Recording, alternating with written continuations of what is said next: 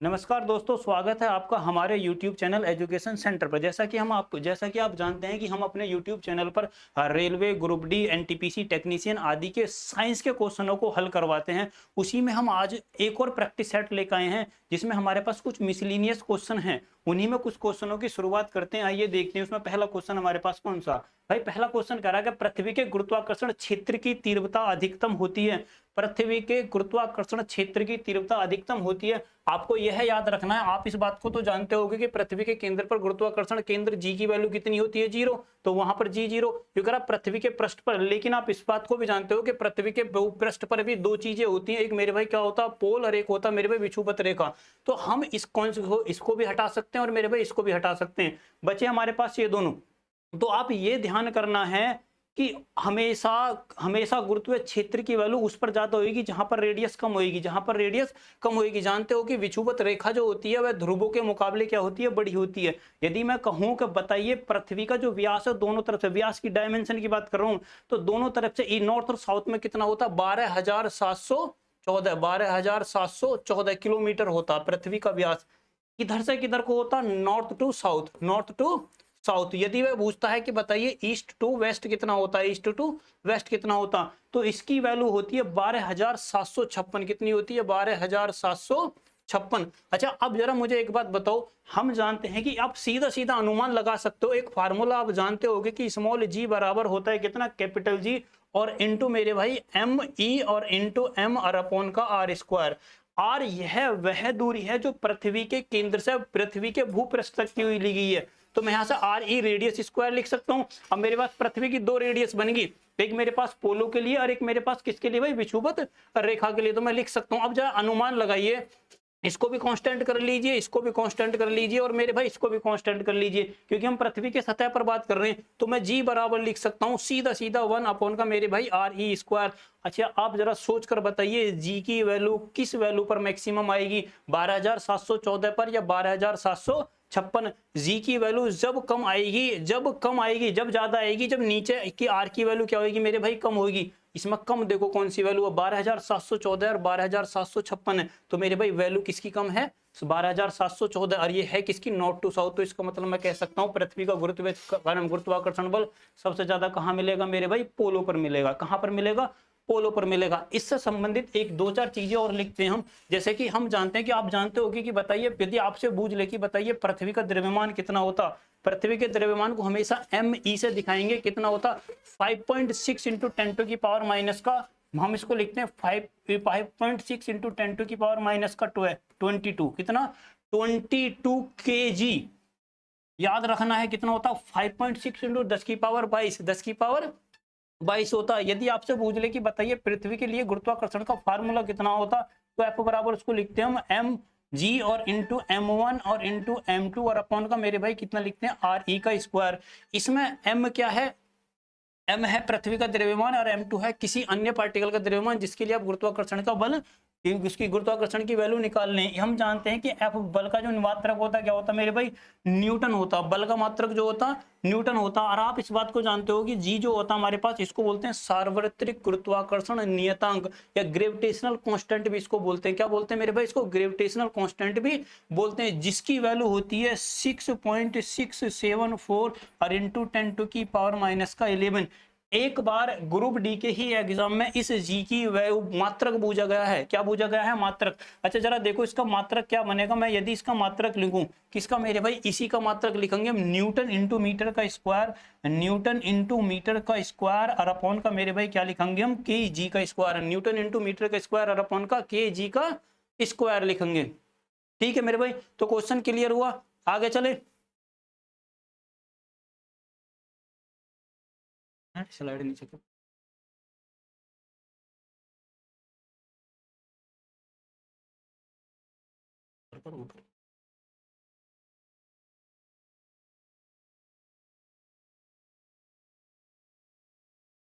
देखो मेरे भाई इसी में अगला क्वेश्चन देखो,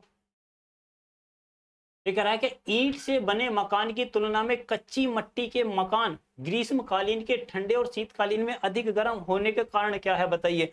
ये कह रहा है कि बताइए ईंट, हमारे पास जो ईंट के मकान होते हैं, ईंट के जो मकान होते हैं, कच्ची ईंटों के मकान या मिट्टी से बने हुए मकान जो होते हैं मेरे भाई, वो गर्मियों में और क्या नाम है, गर्मियों में ठंडे रहते हैं और ठंड में गर्म रहते हैं। छोटे करे कमेंट वो छोटे। अच्छा, वो ऐसा होता क्यों है? इसमें हमारे पास चार ऑप्शन है। पहला कह रहा है कि भाई जल वाष्प में गर्मियों में ठंडक और छिद्रों में आने वाली धूप के कारण सर्दियों में कच्ची मिट्टी गर्म हो जाती है। दूसरा कह रहा है कि कच्ची मिट्टी का कम ऊष्मा रोधी होती है, कच्ची मिट्टी ऊष्मा की अच्छी चालक होती है। ये भी मेरे भाई गलत है, ऊष्मा की रोधी होती है। ये बात तो सही है, लेकिन हमें तुलना करनी है उस वाले क्वेश्चन से, क्योंकि क्वेश्चन दिया हुआ है, बताइए ऐसा होता क्यों है? कच्ची मिट्टी बुरी चालक होती है, बुरी चालक होती है, बात दोनों एक ही है, तो ऑप्शन मेरे भाई ये भी गलत होएगा। देखो, इसमें पूछा गया है दोनों में, ठंड और गर्मियों में दोनों में पूछा गया है, इसीलिए हम दोनों की कैलकुलेशन करेंगे। लेकिन अब यह होता है ऐसा क्यों है?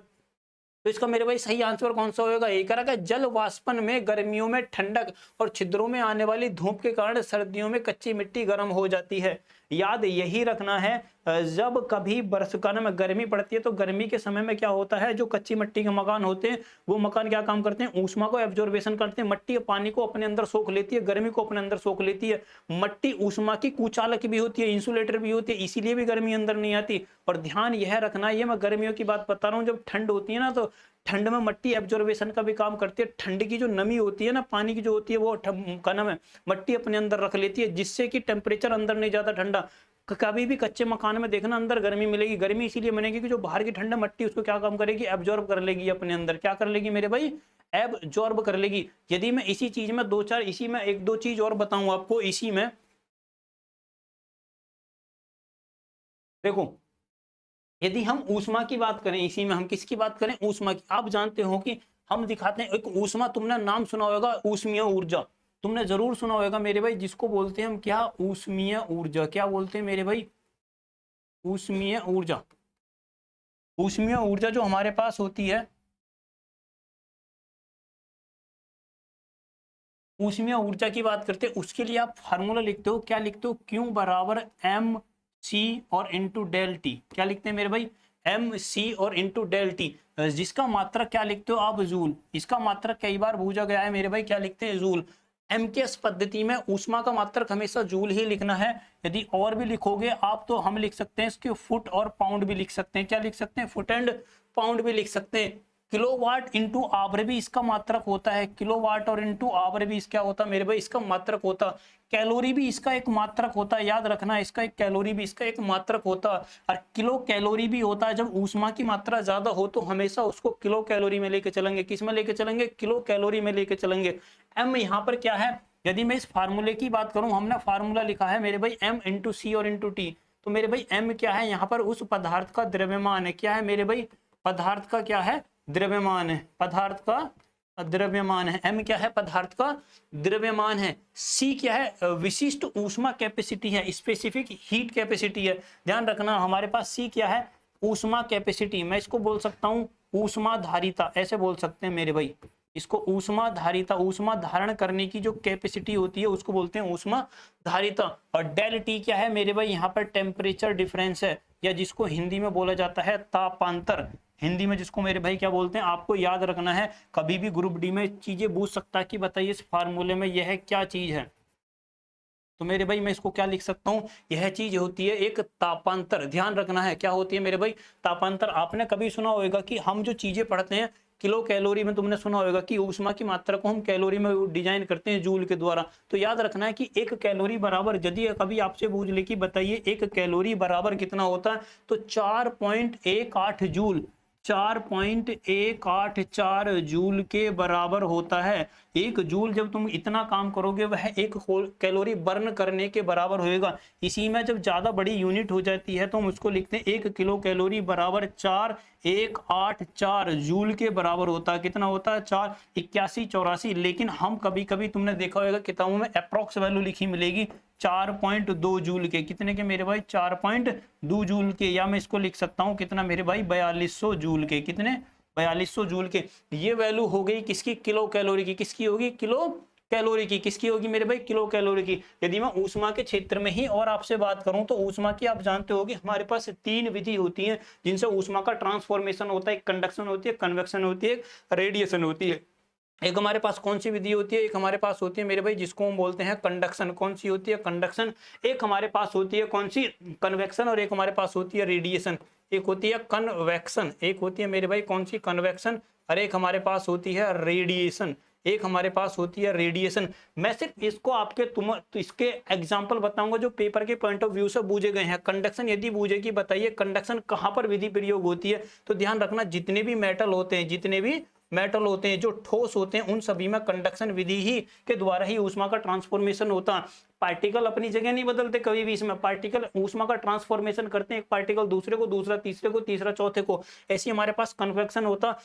कन्वेक्शन हमेशा लिक्विड में होगी, कन्वेक्शन हमेशा किस में होगी मेरे भाई, लिक्विड में होगी, जिसको हम बोलते हैं द्रव। जिसको क्या बोलते हैं मेरे भाई, हम द्रव। जिसको क्या बोलते हैं, द्रव। द्रव में क्या होता है, द्रव अपना स्थानांतरण कर देता, अपनी हीट कैपेसिटी प्राप्त करेगा।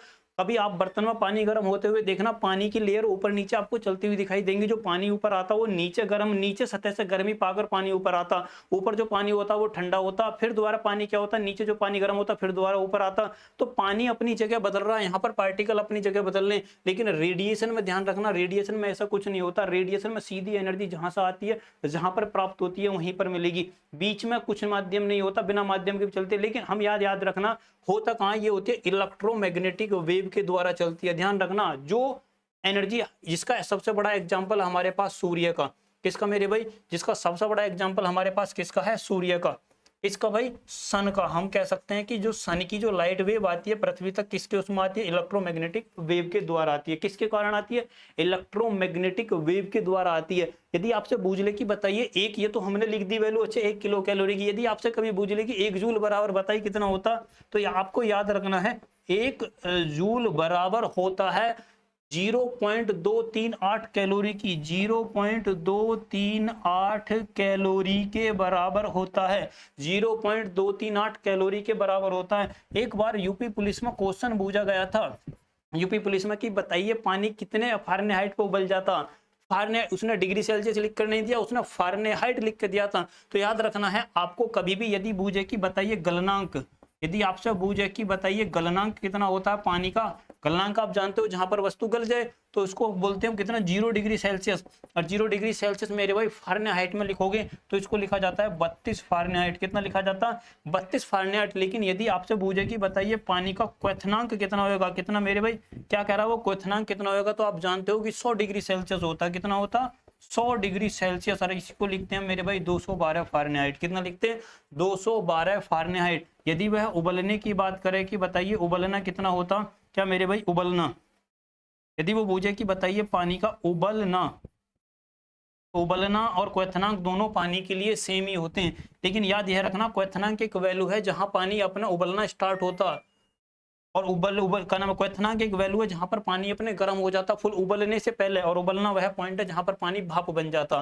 क्वथनांक में भाप नहीं बना है, ध्यान रखना। तो ये मेरे भाई, ये भी वैल्यू इसकी अप्रोक्सी होती है 100 डिग्री सेल्सियस बराबर। मैं इसको भी लिख सकता हूँ 212 फारेनहाइट भी लिखा जा सकता, 212 फारेनहाइट भी इसको लिखा जा सकता। आगे देखो इसी में मेरे भाई,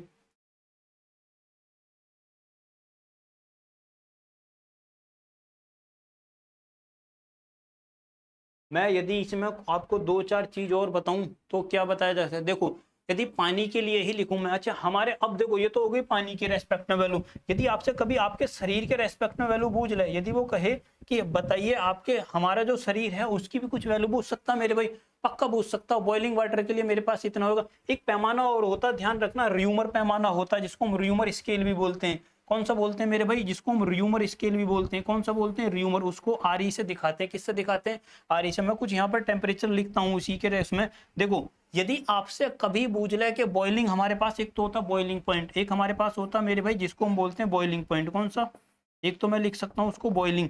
ध्यान यह रखना, एक हमारे पास होता है बॉइलिंग, जो वाटर के लिए लिख रहा हूँ मैं, वाटर के लिए हमारे पास बॉइलिंग वाटर हो गया।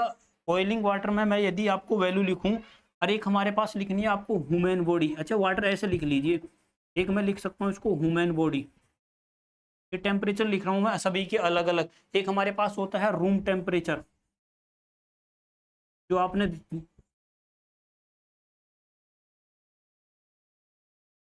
Room temperature. एक हमारे पास होती है मेरे भाई फ्रीजिंग पॉइंट, जहां पर आप पानी को जमा देखोगे,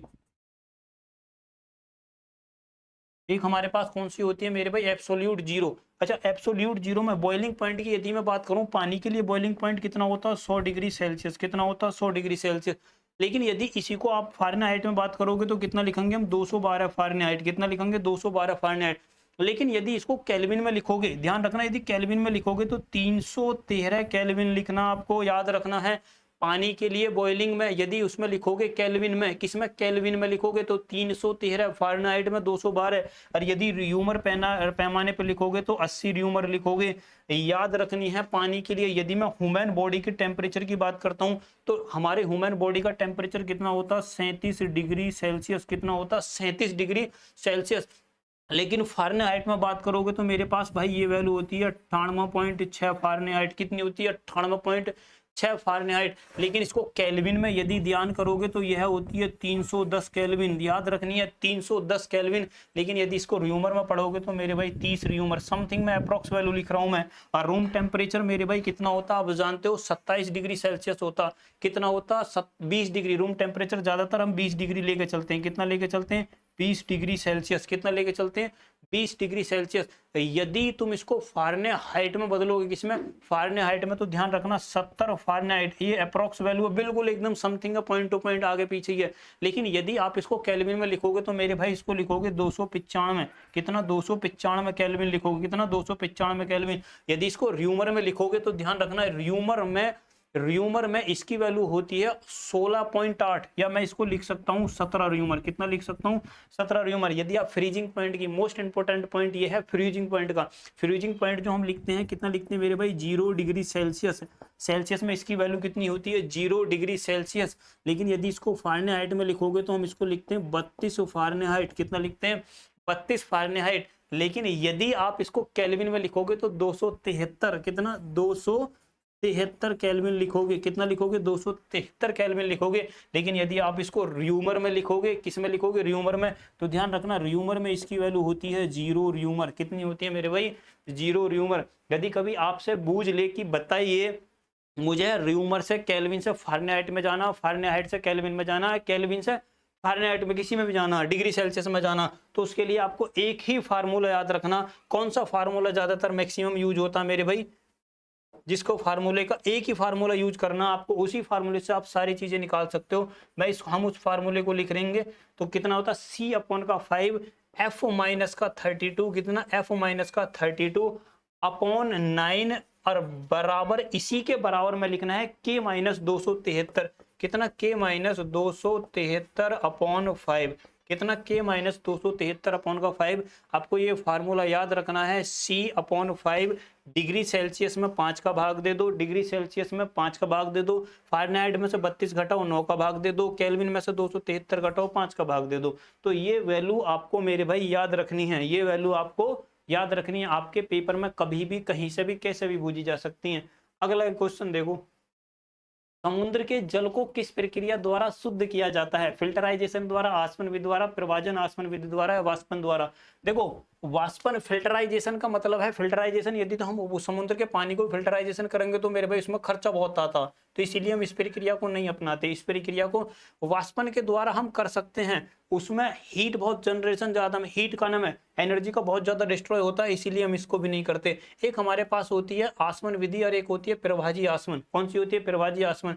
आसवन विधि में क्या करा जाता है, यदि हम जो हमारे पास मान लो कि समुद्र का वो है, पानी है, समुद्र के पानी को यदि हम गर्म करें, क्या करें मेरे भाई, समुद्र के पानी को यदि हम गर्म करें, और गर्म करने पर क्या होएगा, जैसे ही पानी गर्म होएगा तो उसमें से भाप निकलेगी। यदि हम इस भाप को इकट्ठा करते हैं, किस भाप को यदि हम इकट्ठा करते हैं, इस भाप को इकट्ठा करके एक बड़े चैम्बर में इकट्ठा कर लें, तो इस प्रकार की विधि को बोला जाता है आसवन विधि। जो चीजें गर्म होगी वो नीचे रह जाएगी, और उसी को बोलते हैं हम नमक। क्या करते हैं, समुद्र के पानी से जल किस प्रक्रिया द्वारा शुद्ध करा जाता। अच्छा, ये पूछ रहा है कि बताइए जल को किस प्रक्रिया द्वारा शुद्ध करा जाता, तो है आसवन विधि द्वारा करा जाता। क्योंकि जैसे ही आप इस समुद्र के पानी को गर्म करोगे भाप बनेगा, भाप को आप कहीं ना कहीं पर जैसे कि आपने कभी कुकर देखा होगा या कोई स्टोव घर में बर्तन देखा होगा कि उसकी प्लेट पर क्या होता, बर्तन के ऊपर वाली प्लेट पर पानी नीचे अब टपकता है एक एक बूंद के रूप में, क्योंकि भाप जब उससे प्लेट से टकराती है तो वहां पर इकट्ठा होना चालू हो जाती है और नीचे टपकती है। इसी प्रकार क्या काम करा जाता है, समुद्र के पानी को आसमन विधि द्वारा, इस विधि को बोलते हैं आसमन, जहां पर पानी को गर्म करा जाता है और उसकी भाप को किसी भी बड़ी सतह के द्वारा, क्षेत्रफल के द्वारा, एक एक बूंद में छोटे छोटे फिल्टराइजेशन पार्ट के द्वारा एक जगह इकट्ठा करने की विधि को क्या बोला जाता है मेरे भाई, आसमन। तो इस प्रक्रिया के द्वारा ही समुद्र के पानी को क्या करा जाता, इकट्ठा करा जाता। एक इसमें वो विधि दे रखी है जिसको बोलते हैं प्रभाजी आसमन। ध्यान रखना, प्रभाजी आसमन वह विधि होती है जिसमें बराबर समान तो उसके हमारे पास बहुत सारे ऐसे मेटल हैं। एक हमारे पास जैसे पेट्रोलियम शोधन पर ध्यान करो, पेट्रोलियम में जो होते हैं बहुत सारे वो होते हैं केमिकल होते हैं, लेकिन उनका क्वथनांक सबका बराबर बराबर होता। मान लीजिए उसमें कि 5 कंपोनेंट है, एक का द्रव्य, एक का क्वथनांक 212, एक का 213, एक का 214। तो हम सबसे पहले क्या काम करेंगे, उस पेट्रोलियम का जो हमारे पास वो है मिक्सर है, हम उसको पहले गर्म करेंगे सबसे लो टेम्परेचर पर, जिसका क्वथनांक होगा जो भाप बन के बाहर निकल जाएगा उसी को बाहर निकाल लेंगे। फिर दूसरे वाले पॉइंट पर आएंगे, फिर दूसरे को इकट्ठा कर लेंगे, फिर तीसरे को। उसी विधि को बोला जाता है मेरे भाई प्रभाजी आसमन। लेकिन हम समुद्र के पानी को किस विधि के द्वारा अलग करते हैं, उसको बोलते हैं मेरे भाई क्या, आसमन विधि के द्वारा। आगे देखो ये करा के चमगादड़ किस कारण से अंधेरे में उड़ सकते हैं, चमगादड़ किस कारण से अंधेरे में उड़ सकते हैं।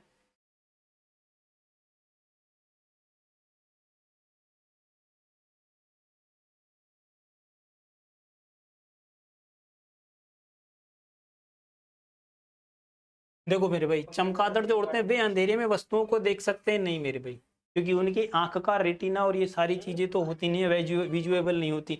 आगे देखो, वे परासर्वीय तरंगे उत्पन्न करते हैं, ये वे परासर्वीय तरंगे उत्पन्न करते हैं। उनकी टांगे कमजोर होती हैं और भूमि पर पराक्षी आक्रमण कर सकते हैं नहीं मेरे भाई, वे रोशनी को चौंध कर सकते हैं नहीं। इसका सही उत्तर क्या होगा, वे पराबैंगनी किरणें उत्पन्न करते हैं। आपसे एक क्वेश्चन इसमें यह बन सकता है कि वे पराबैंगनी किरणें जो उत्पन्न करते हैं इस विधि को बोला क्या जाता है, उसको बोला जाता है एलोकेशन। क्या बोला जाता है मेरे भाई, उसको बोला जाता है एलोकेशन। क्या बोले जाते हैं, एलोकेशन, उसको बोलते हैं एलोकेशन। क्या बोलते हैं मेरे भाई, एलोकेशन। चमगादड़ द्वारा अल्ट्रावायलेट किरण उत्पन्न करने की प्रक्रिया को एलोकेशन बोला जाता है। वह अल्ट्रासोनिक वेव जनरेट करती है, क्या करती है, अल्ट्रासोनिक वेव जनरेट करती है, और उसी के द्वारा पहचान कर किसी भी वस्तु की दूरी का अंदाजा लगा लेती है। अगला क्वेश्चन देखो इसी में मेरे भाई, अगला क्वेश्चन कह रहा, लंबी अवधि के लिए उपयोग के बाद बल्ब के अंदर की ओर एक धुंधला सा धब्बा बन जाता है, यह बताइए किसका कारण है। बल्ब के अंदर यदि आप कभी देखोगे बहुत दिन हो गए और बल्ब अंदर से खराब हो गया, एक काला सा धब्बा दिखाई दे रहा, तो बताना आपको किसका कारण हो सकता है। टंगस्टन तंतु की वाष्प बनकर वह एकत्रित हो जाती है, गर्मी के कारण शीशे में परावर्तित हो जाती, परावर्तन आ जाता है, गलत है। बल्ब की गर्मी के कारण ऊपर का शीशा काला हो जाता है, नहीं मेरे भाई, शीशा बहुत लंबे समय तक चलता है, इतनी जल्दी काला नहीं होता। बल्ब के अंदर वाली धूप के ऊपर की ओर घनासीन हो जाता है मेरे भाई, ये भी सही नहीं है। तो हमारे पास आंसर कौन सा सही बनेगा, टंगस्टन का तंतु वाष्प बनकर, क्योंकि टंगस्टन एक समय के बाद भाप बन जाता है और भाप बनने के बाद क्या हो जाता है, काला हो जाता है। क्या हो जाता है मेरे भाई, काला हो जाता है। इसी प्रकार यदि मैं बल्ब के कुछ पॉइंट ऑफ व्यू में बात करूं, बल्ब जो बना होता मेरे भाई किसका बना होता, बल्ब किसका बना होता, बल्ब बना होता मेरे भाई टंगस्टन का। इसका बना होता टंगस्टन का, जिसका मेल्टिंग पॉइंट होता है 3422, जिसका मेल्टिंग पॉइंट होता है मेरे भाई कितना, जिसका मेल्टिंग पॉइंट लिखोगे आप 3422 डिग्री सेल्सियस। कितना लिखोगे, 3422 डिग्री सेल्सियस होता है। गिलास जो बना होता है, यदि आप बल्ब की बात करोगे कि बल्ब बताइए किस गिलास से बना होता, तो वह गिलास होता है फिलंट कांच। कौन सा होता है, फिलंट गिलास भी बोला जाता है जिसको, जिसको हम यूज करते हैं। टंगस्टन की यदि आप प्रॉपर्टी की बात करोगे तो ध्यान रखना, टंगस्टन हमेशा ऐसी प्रॉपर्टी का हो जिसका मेल्टिंग पॉइंट हाई हो, हाई मेल्टिंग पॉइंट का होना चाहिए, हाई मेल्टिंग पॉइंट का टंगस्टन तंतु होना जरूरी है। या फिर हमारे पास एक और कांच होता है जिसको सोडा लाइम कांच भी बोलते हैं, या किस क्या बोलते हैं उसको, सोडा लाइम कांच भी बोलते हैं। टंगस्टन तंतु की वाष्प बनकर वह एकत्रित हो जाता है। तो मेरे भाई उत्तर क्या होएगा, ये इसका उत्तर सही होएगा। आगे देखो, ये कह रहा है कि आसमान असमान द्रव्यमान वाले दो पत्थर समान वेग से ऊर्ध्वाधर ऊपर की ओर फेंके गए हैं, निम्नलिखित में से क्या घटित होगा। असमान द्रव्यमान वाले दो पत्थर समान वेग से ऊपर की ओर फेंके गए हैं, कहाँ फेंके गए मेरे भाई, ऊपर की ओर फेंके गए हैं। तो बताइए क्या कंडीशन बनेगी। बताओ तो मेरे भाई क्या कंडीशन बनेगी। हल्का द्रव्यमान अधिक। अच्छा यदि आप, अच्छा एक चीज अनुमान दिमाग लगाइए जरा, एक मैं यदि आपको एक फार्मूला बताऊं यहाँ पर तो आप उससे पता लगा सकते हो। अच्छा जो पृथ्वी के द्वारा किसी भी वस्तु पर जो बल लगाया जाता है उसके लिए जो हम फार्मूला लिखते हैं उस फार्मूले को आप जानते होंगे। अभी हमने लिखवाया थोड़ी देर पहले, एफ बराबर जी, कितना लिखवाया, कैपिटल जी और इंटू कैपिटल एम और इंटू मेरे भाई एम ई और अपॉन का हमने लिखा था अभी आर ई का स्क्वायर। क्या लिखा था मेरे भाई, आर ई का स्क्वायर। अब ये सारी चीजें आप जानते हो, लेकिन आप जरा ध्यान करो, यदि मैं यहाँ जी की वैल्यू निकालूं तो मैं जानता हूं कि किसी भी वस्तु पर लगने वाला जो बल होता है वह बराबर होता है एफ बराबर एम इंटू जी। मैं इस एफ को यदि इसके कंपैरिजन में लिख दूं तो मैं इसे लिख सकता हूं एम जी बराबर कितना लिखा जा सकता, इसको मैं लिख सकता हूं कैपिटल जी और इंटू कैपिटल एम और इंटू स्मॉल एम और बराबर अपॉन लिखा जा सकता है कितना मेरे भाई, आर ई का स्क्वायर। मैं यहाँ से स्मॉल एम से स्मॉल कैंसिल आउट कर सकता हूँ, तो मैं यहाँ से जी बराबर लिख सकता हूँ कैपिटल जी और इंटू एम और अपॉन का ध्यान करो आर ई का स्क्वायर। कितना होगा मेरे भाई, आर ई का स्क्वायर। अच्छा अब जरा इसमें एक चीज बताओ मुझे, मैंने लिखा है ये कैपिटल एम, ठीक, यहाँ पर लिखा आर ई का स्क्वायर, यहाँ पर लिखा जी और यहाँ पर लिखा स्मॉल जी, ये भी मेरे भाई कांस्टेंट है, ये भी मेरे भाई कांस्टेंट है, तो मैं जी बराबर कितना लिख सकता हूँ, ध्यान करो ये दोनों तो कांस्टेंट होगा, वो द्रव्यमान की बात कर रहा, तो ध्यान करो जब मैं द्रव्यमान की बात करूँ तो द्रव्यमान तो कांस्टेंट होगा, द्रव्यमान मेरे भाई क्या होगा, कांस्टेंट होगा। तो जब द्रव्यमान कांस्टेंट होगा तो दोनों में क्या फर्क होएगा, तो हल्का द्रव्यमान अधिक ऊंचाई तक जाएगा, हल्का द्रव्यमान अधिक ऊंचाई तक जाएगा।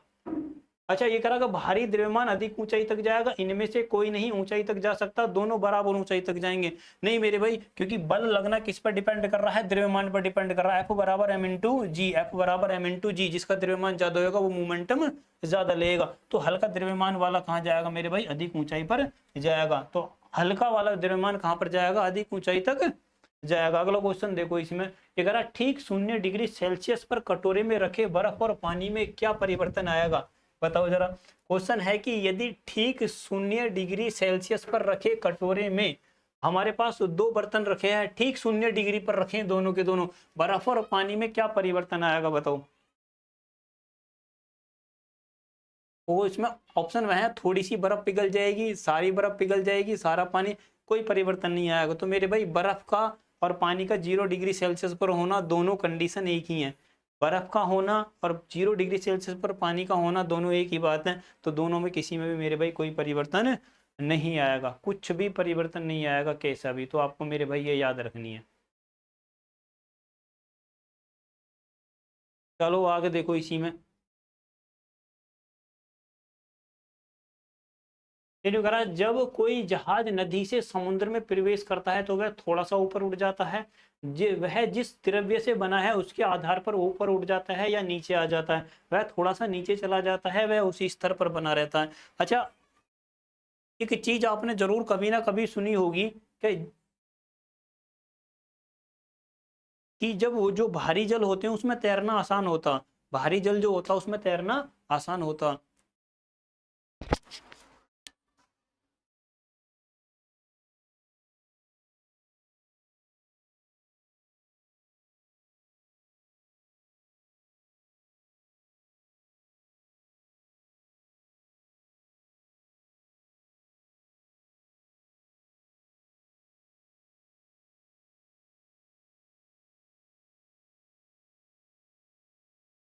देखो मेरे भाई अगला क्वेश्चन देखो, कह रहा है कि बताइए क्या होगा। अच्छा वह थोड़ा सा ऊपर उठ जाएगा, तो इसका सही उत्तर क्या होगा मेरे भाई, वह थोड़ा सा ऊपर उठ जाएगा।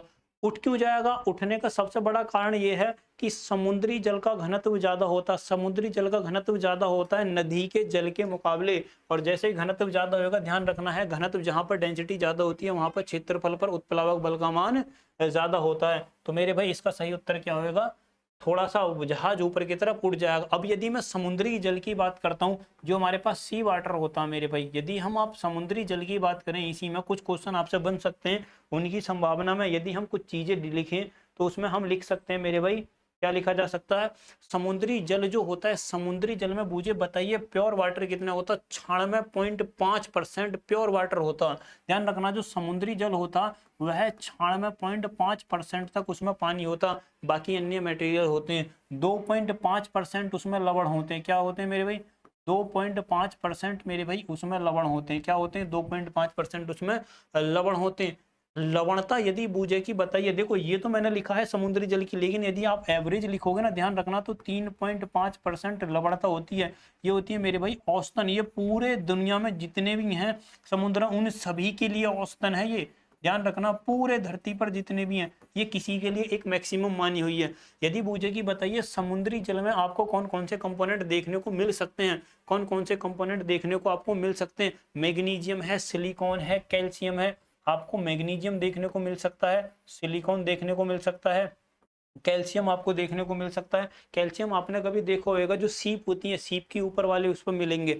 अच्छा, पोटेशियम मिल सकता है, नाइट्रोजन मिल सकता है, इसमें पोटेशियम भी मिल सकता है, नाइट्रोजन भी मिल सकता है मेरे भाई, और ऑक्सीजन तो मिलती ही मिलती है। यदि पानी में ऑक्सीजन नहीं मिलेगी तो पानी में जीवों का रहना मुश्किल हो जाएगा या नामुमकिन हो जाएगा, जीव जब ही रह सकते हैं। और दूसरा मेरे भाई, यदि हम इसमें कंपोनेंट की बात करते हैं, क्योंकि सी प्रदूषण भी इस समय हो रहा है, समुद्री प्रदूषण जो कार्बन डाइऑक्साइड का डिपेंड करता। अच्छा, यदि आपसे पूछ ले कि बताइए समुद्र के पानी का घनत्व कितना होता, समुद्र के पानी का घनत्व कितना होता, तो कितना लिखोगे? 1.020, 1.020 से लेकर 1.030 तक, कितना? 1.030 तक, कितना? 1.30 तक होता है समुद्री जल। ध्यान यह रखना है कि यह समुद्री जल का डाटा मेरे भाई शुद्ध वाटर के लिए यदि आप घनत्व लिखोगे, किसके लिए?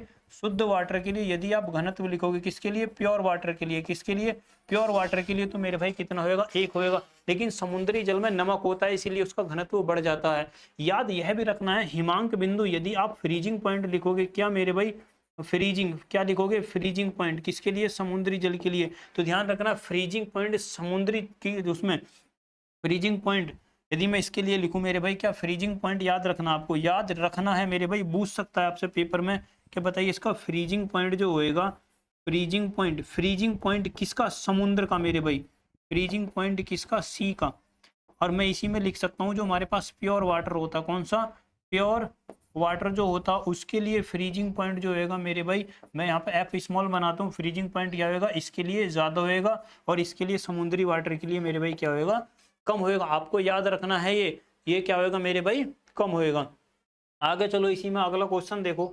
हमारे पास क्वेश्चन जो दूरस्थ स्थानों पर विद्युतीय चुंबकीय तरंगे भेजने वाला वैज्ञानिक कौन सा था? बताइए जरा कौन सा था? James Clerk Maxwell, Thomas Alva Edison, Heinrich हार्डन और John Logie Baird. John Logie Baird. बताइए मेरे भाई कौन सा इसमें ऐसा वैज्ञानिक है? मैक्सवेल की यदि हम बात करते हैं, हमारे पास पहला ऑप्शन है कौन सा मेरे भाई? मैक्सवेल। कौन सा ऑप्शन है? मैक्सवेल। तो आपको याद होना चाहिए इलेक्ट्रोमैग्नेटिक वेव 1865 की बात है। कब मेरे भाई? 1865 में इलेक्ट्रोमैग्नेटिक जो वेव होती हैं उसका जो जानकारी दी थी, बताया था कि प्रकाश जो धरती पर आता वो इलेक्ट्रोमैग्नेटिक वेव के द्वारा आता। जो लाइट जो आती है वह यह खोज नहीं कर पाया था। ध्यान रखना, इसने खाली बता दिया था कि 1865 में प्रकाश जो आता वो इलेक्ट्रोमैग्नेटिक वेव के द्वारा आता। उसी प्रकार एक वैज्ञानिक हुए थे जिनका नाम था थॉमस अल्वा एडिसन। और ध्यान रखना 1879 में बल्ब का आविष्कार किसके द्वारा करा गया था? बल्ब का आविष्कार थॉमस अल्वा एडिसन के द्वारा करा गया था।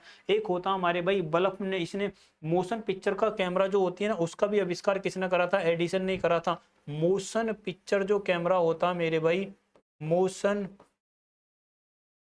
जो पिक्चर का जो कैमरा होता उसका भी आविष्कार किसके द्वारा करा गया? थॉमस अल्वा एडिसन के द्वारा। एक फोनोग्राफ होता, आपने फोनोग्राफ देखा होगा। फोनोग्राफ जो होता मेरे भाई, उसका आविष्कार भी किसने करा गया? किसके द्वारा करा गया था? एडिसन के द्वारा ही करा गया था। एक हमारे पास वैज्ञानिक है जिनका नाम है हाइनरिच हर्ट्ज। याद यह रखना, हाइनरिच हर्ट्ज के द्वारा जो है खोज करी गई थी 1887 में इलेक्ट्रोमैग्नेटिक या रेडियो वेव की। इलेक्ट्रोमैग्नेटिक वेव की कब करी गई थी? 1887 के अंतर्गत करी गई थी। 1887 के समटाइम में करी गई थी, जिनको बाद में रेडियो वेव बोला गया था। जिनको बाद में क्या बोला गया था? रेडियो वेव बोला गया था। आपको कंफ्यूजन होएगा कि जेम्स क्लर्क मैक्सवेल ने इलेक्ट्रोमैग्नेटिक वेव की खोज करी थी, उसने पता लगाया था कि प्रकाश जो आता है इलेक्ट्रोमैग्नेटिक वेव के द्वारा पृथ्वी पर आता, लेकिन अब यह कह रहा है कि उन वेवों को जनरेट करने का वो इलेक्ट्रो मैक्सवेल जनरेट नहीं कर पाया था कि हम इसको जनरेट भी कर सकते हैं, लेकिन हेनरी हर्ट्ज ने उनको जनरेट ही कर दिया था बाद में, जिसके द्वारा रेडियो का, टेलीविजन का, इन सभी का, या आप हमारे द्वारा जो वेव देख रहे हैं, जो ट्रांसफॉर्मेशन हो रहा है इलेक्ट्रोमैग्नेटिक वेव के द्वारा ही हो रहा है। मैक्सवेल सिर्फ उसको पता लगा पाया था, लेकिन जनरेट किसने कर दी थी? इलेक्ट्रोमैग्नेटिक वेव हर्ट्ज ने कर दी थी।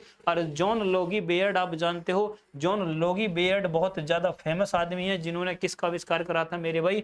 1926 में टीवी का आविष्कार करा था। किसका आविष्कार करा था? टीवी का इसका आविष्कार करा था। तो आपसे सवाल पूछा गया है कि दूर तक स्थानों पर चुंबक के तरंगे भेजने वाला ध्यान रखना है, सबसे पहला भेजने वाला वैज्ञानिक कौन था? तो हेनरी हर्ट्ज था। कौन था मेरे भाई? हेनरी हर्ट्ज था। तो ये चीजें आपको ध्यान रखनी है। इसी में अगला क्वेश्चन देखिए, क्यूरी बिंदु तापमान निम्नलिखित में से क्या होता है? वह बताना है कि क्यूरी तापमान हमारे भाई क्या होता। देखो क्यूरी तापमान की यदि हम बात करें मेरे भाई, तो क्यूरी तापमान में हम कह सकते हैं, ऑप्शन देखो इसके, धातु का वह चुंबकीय गुण समाप्त हो जाता है, धातु का चुंबकीय गुण समाप्त हो जाता है, धातु की चालकता समाप्त हो जाती है, धातु के त्वतांतरण हो जाता है, तत्वांतरण हो जाता है। तत्व का मतलब एक दूसरे से दूसरे में ट्रांसफर हो जाना, द्रव्य रेडियो तरंगे हो जाती है। नहीं मेरे भाई, क्यूरी टेम्परेचर वह टेम्परेचर होता है जिस पर कोई भी मेटल हो या कोई भी वह अपना मैग्नेटिक कंपोनेंट खो दे। मैग्नेटिक कंपोनेंट क्या कर दे मेरे भाई? या मैग्नेटिक प्रॉपर्टी अपनी खो दे, उसी को बोला जाता है क्यूरी टेम्परेचर मेरे भाई। हम उसको बोलते हैं मैग्नेटिक, क्या बोलते हैं? Magnetic property. जो अपनी मैग्नेटिक प्रॉपर्टी खो दे उसी को बोला जाता है क्यूरी टेम्परेचर। धातु का चुंबकीय गुण समाप्त हो जाता है, तो इसका सही उत्तर कौन सा होगा? धातु का चुंबकीय गुण समाप्त हो जाता है। बाकी तीन ऑप्शन मेरे भाई क्या होंगे? यदि मैं क्यूरी टेम्परेचर की एक छोटी सी ऐसी डेफिनेशन लिख सकता हूँ, क्या लिख सकता हूँ क्यूरी टेम्परेचर की? तो मैं यदि यहाँ से कहूँ कि क्यूरी जो मेरे पास होता है, क्यूरी नामक वैज्ञानिकों ने करी थी, जहां पर कोई भी पदार्थ अपना मैग्नेटिक कंपोनेंट खो दे या मैग्नेटिक गुण खो दे, चुंबकीय गुण खोने की जो प्रक्रिया होती है मेरे भाई, मैं ऐसा लिख सकता हूँ इसको, चुंबकीय गुण खोना। चुंबकीय गुण खोना जो होता है मेरे भाई किसी भी पदार्थ का, वह किस टेम्परेचर पर होगा? उसको बोलेंगे क्यूरी टेम्परेचर। या फिर आप जानते हो कि वह एक हमारे पास होता है लोहे पदार्थ। आप जानते होंगे कि एक लोहे पदार्थ होता है, एक अनुचुंबकीय पदार्थ होता है, एक प्रतिचुंबकीय पदार्थ होता है। लोहे चुंबकीय पदार्थ वह होते हैं जो चुंबक धारण करने की शक्ति रखते हैं। अनुचुंबकीय पदार्थ वे होते हैं जो कुछ शक्ति रखते हैं, प्रतिचुंबकीय पदार्थ वे होते हैं जो बिल्कुल भी शक्ति नहीं रखते। तो लोहे चुंबकीय जो पदार्थ होते हैं वह अनुचुंबकीय पदार्थ में ट्रांसफर हो जाते हैं। किस में हो जाते हैं? अनुचुंबकीय पदार्थ में क्या हो जाते हैं मेरे भाई? ट्रांसफर हो जाते हैं। किस में हो जाते हैं? अनुचुंबकीय पदार्थ में। जैसे कि यदि मैं कहूँ कि मेरे पास एक मेटल होता है जिसको आप जानते हो आयरन, आयरन के लिए यही तापमान होता है 770 डिग्री सेल्सियस पर। आयरन क्या काम करेगा? अपना मैग्नेटिक गुण खो देगा। एक सी मेरे पास एक और होता है मेटल जिसको हम बोलते हैं कोबाल्ट। क्या बोलते हैं जिसको मेरे भाई? कोबाल्ट। जिसको क्या बोलते हैं हम? कोबाल्ट। कोबाल्ट के लिए यदि आप इसी क्यूरी टेम्परेचर को लिखोगे, यदि आप इस कोबाल्ट के लिए इसी क्यूरी टेम्परेचर को लिखोगे तो यह होता है मेरे भाई 1115 डिग्री सेल्सियस। कितना होता है? 1115 डिग्री सेल्सियस। यदि आप निकिल के लिए लिखोगे, किसके लिए मेरे भाई? इसी चीज को आप यदि निकिल एक हमारे पास मेटल होता है तो निकिल के लिए इसकी वैल्यू होती है 354 डिग्री सेल्सियस। 354 डिग्री सेल्सियस कितनी होती है? 354 डिग्री सेल्सियस। और हमारे पास बहुत सारे ऐसी मेटल होते हैं जिनकी आप प्रॉपर्टी को लिख सकते हैं, जिसकी आप प्रॉपर्टी को लिख सकते हैं। अच्छा, मैं यदि इसमें कुछ चीजें एग्जांपल लिखूं जो आपसे कभी भी पूछा जा सकता, ध्यान रखना मेरे भाई इन सभी को। देखो मैं तीन चीजें बता रहा हूं, एक हमारे पास तीन चीजें होती हैं। एक हमारे पास होती है प्रति चुंबकीय पदार्थ, जिसको आप लिखते हैं प्रति चुंबकीय पदार्थ। कौन सा लिखते हैं? प्रति चुंबकीय पदार्थ। एक हमारे पास होता है अनुचुंबकीय पदार्थ। कौन सा होता है मेरे भाई? अनुचुंबकीय पदार्थ। एक हमारे पास होता है मेरे भाई प्रत्यय का नाम है लोहे चुंबकीय पदार्थ, जिसको आयरन में भी बोलते हैं, फेरोमैग्नेटिक। लोहे चुंबकीय पदार्थ होता है। अच्छा देखो तीनों में डिफरेंस क्या होता है? प्रति चुंबकीय पदार्थ वे होते हैं जो चुंबक के क्षेत्र में रखने पर उसे थोड़ा सा रिप्लाइज कर देते हैं, मतलब विपरीत दूर फेंक देते हैं, थोड़ा सा पास में नहीं लाते, दूर फेंक देते हैं। इसके एग्जाम्पल बहुत मोस्ट हैं, एग्जाम्पल हमेशा ही पेपर में पूछे गए हैं। अच्छा, प्रति चुंबकीय पदार्थ का यदि पहला एग्जाम्पल पढ़ोगे तो पहला कौन सा है? जल। याद रखना, पहला एग्जाम्पल कौन सा है? जल। प्रति चुंबकीय पदार्थ के पहला एग्जाम्पल ही याद रखना कौन सा है मेरे भाई? जल। कौन सा? जल। दूसरा है तांबा। पहला जो इसका एग्जाम्पल है कौन सा है? जल। यदि मैं दूसरे एग्जाम्पल की बात करूं, तांबा, सोना,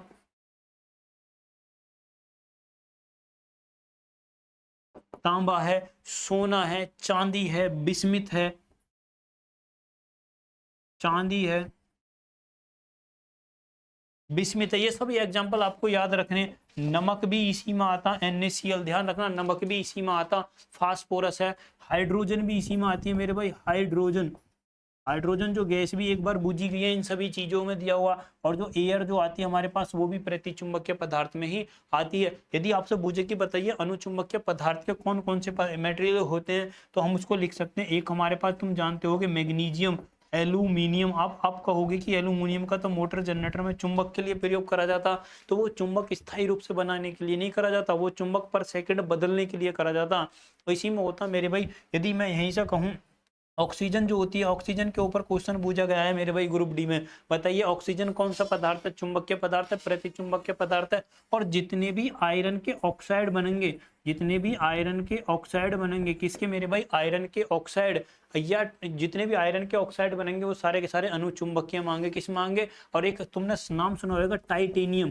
क्या मेरे भाई? टाइटेनियम। टेनियम जो होता है वह भी क्या होता है मेरे भाई? अनुचुंबकीय पदार्थ होता है। लोहे चुंबकीय पदार्थ को आप सभी जानते ही हो, कौन कौन से होते हैं? आयरन जो होता है, आयरन जो होता है वो लोहे चुंबकीय पदार्थ होता है। निकिल होता है, कोबाल्ट होता है। कौन सा मेरे भाई? निकिल होता है। और मेरे भाई कौन सा होता है? कोबाल्ट होता है। तो ये आपको याद रखने हैं, ये चीजें पूछी गई हैं पेपर में, मैक्सिमम पूछी गई है। कौन सी मेरे भाई? ये आयरन पूछा गया था, इसी में एक बार पूछा गया था अनुचुंबकीय पदार्थ में एल्यूमिनियम के बारे में। किसमें? एल्यूमिनियम के बारे में। देखिए अगला क्वेश्चन देखो इसी में। एक ग्राहक की सूची को 1 से 2 से मिलान करना है, बताइए मेरे भाई कितना होगा? 1 2 से मिलान करना है। अच्छा, मैं इससे पहले आपको कुछ चीजें बताता हूँ। ध्वनि का जो डेसिबल स्तर होता है, ध्वनि को जो हम नापते हैं वह डेसिबल में नापते हैं। किसमें नापते हैं मेरे भाई? जो हमारे पास ध्वनि होती है हम उसको नापते हैं डेसिबल में। ध्वनि को जो हम नापते हैं वो डेसिबल में नापते हैं। किस में नापते हैं मेरे भाई? डेसिबल में। यदि आपसे कभी डेसिबल के लिए फार्मूला पूछ ले तो मैं यहाँ पे डेसिबल के लिए डी बराबर हम उसको दिखाते हैं 10 लॉग। कितना मेरे भाई? लॉग में रिप्रेजेंटेशन होता है, ध्यान रखना। मैं यदि कहूँ कि बताइए इसके लिए आप फार्मूला कैसे डिजाइन करोगे, तो आपको कुछ नहीं लिखना, बस इतना याद रखना, वो बूझ लेगा मेरे भाई। क्या बताइए? 10 log I upon I not मेरे भाई, आई अपॉन का आई नॉट, तो वो पूछ सकता है कि बताइए ध्वनि के लिए जो फार्मूला होता है किसके द्वारा दर्शाया जाता। ये हमारे पास याद रखना है, ये तीव्रता है। आई जो आप लिख रहे हो ये मेरे भाई क्या है? ध्वनि की तीव्रता। अच्छा, यदि ध्वनि की तीव्रता की बात करता हो, किसकी मेरे भाई? ध्वनि की तीव्रता की बात करता है। क्या बताइए ध्वनि की तीव्रता की यूनिट क्या होती है? तो वह होती है मेरे भाई वाट पर मीटर स्क्वायर। क्षेत्रफल में, एक क्षेत्रफल में कितनी एनर्जी यूनिट डेसिबल में खर्च हो रही, कितनी एनर्जी खर्च हो रही है वाट में, उसी को बोलते हैं मेरे भाई क्या? वाट प्रति मीटर स्क्वायर। अच्छा, यदि मैं इस डेसिबल की कुछ चीजें बताऊं तुम्हें, कुछ चीजें नोट करवाऊं, तो जरा देखो। मैं यहाँ पे इस चीज में ऐसे लिख सकता हूं कि यदि मेरे पास कुछ चीजें हैं ऐसी,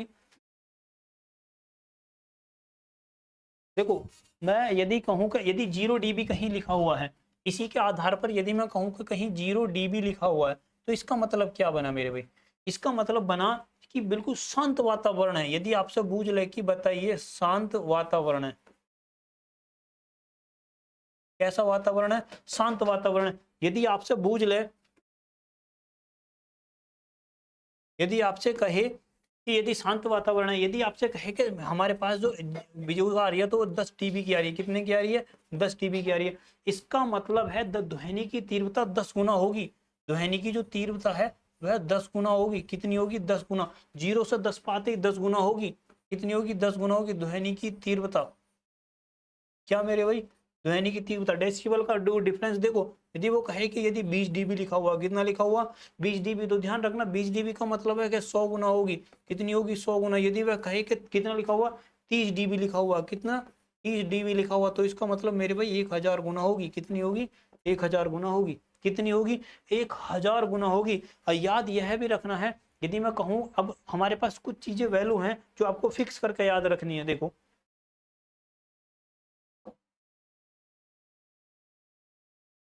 इसी में हमारे पास एक वैल्यू है, मैं यदि कहूं कि बताइए हमारे पास जो शोरगुल है जीरो से लेकर, कहां से लेकर, जीरो से लेकर आपको प्राप्त हो रहा है मेरे भाई कहां तक, यदि वह कहे कि बताइए आपको प्राप्त हो रहा है 0 से 25 डीबी तक, यदि आपको 0 से 25 डीबी तक, कहां तक मेरे भाई 25 डीबी तक यदि आपको प्राप्त हो रहा, तो ध्यान रखना उस वातावरण में हम बोलते हैं कि वह हमारे पास कैसा वातावरण है मेरे भाई, शांत वातावरण है, शांत वातावरण है। दूसरा देखो, यदि वह इसी बात को ऐसे कह दे कि यदि आपके पास 30 से लेकर 40 45 तक, 30 से लेकर 45 तक, 45 डीबी जो होती है वह आवाज किसके लिए होती है, वह धीमी बातचीत में आती है। किस में आती है मेरे भाई, धीमी बातचीत में आती है। किस में आती है, धीमी बातचीत में आती है। लेकिन यदि इसी को चीज को बदलते हुए कहे कि 50 से 60 डीबी आपके पास वो आ रही है आवाज, 50 डीबी से लेकर इतनी 60 डीबी तक यदि आपके पास आवाज आ रही है, तो ध्यान रखना उसको बोलते हैं हम सामान्य बातचीत। जिस बातचीत में, जिस रेशो में हम आपसे बात कर रहे हैं उसको बोलते हैं मेरे भाई सामान्य बातचीत। लेकिन यदि यह 70 से 100 पहुंच जाए, 70 डीबी से लेकर यदि आपके बीच में 100 डीबी के वो बीच में बात करता, तो ध्यान रखना यह शोर आ जाता है, भारी यातायात में आ जाती है। इसको बोलते हैं हम शोरगुल। इसको क्या बोलते हैं, शोर या यातायात। जो यातायात में जो आवाज शोरगुल दिखाई देता वो कितने डीबी के बीच में होता, 70 से 100 डीबी के बीच में होता। लेकिन यदि आपसे कहे कि 100 डीबी से लेकर वो बात कर रहा है कितने तक, 120 डीबी तक, कितने तक, 120 डीबी तक, 120 डीबी तक, तो वह मेरे भाई होती है जो जेट इंजन होते हैं, एयरप्लेन होते हैं, क्या होते हैं, एयरप्लेन होते हैं, वो सब इसी में दिखाई देती है। लेकिन यदि आपसे कहे कि यदि 120 डीबी से ऊपर जा रही है बात, तो 20 डीबी से ऊपर जाने की बात है, तो उसका मतलब है कि वो आतिशबाजी जो बम होती हैं, जो मेरे भाई बम बनते हैं, जो जितने भी बम बनते हैं और जो मिसाइल हुई होती हैं, जो मिसाइल फटती हैं, वो सारी की सारी 120 डीबी से ऊपर जाती हैं। कहाँ जाती हैं, 120 डीबी से ऊपर जाती हैं। तो ये आपको वैल्यू याद रखनी है, यदि आप रख सकते हो तो। आगे देखो, इसी में एक और अगला क्वेश्चन है मेरे भाई,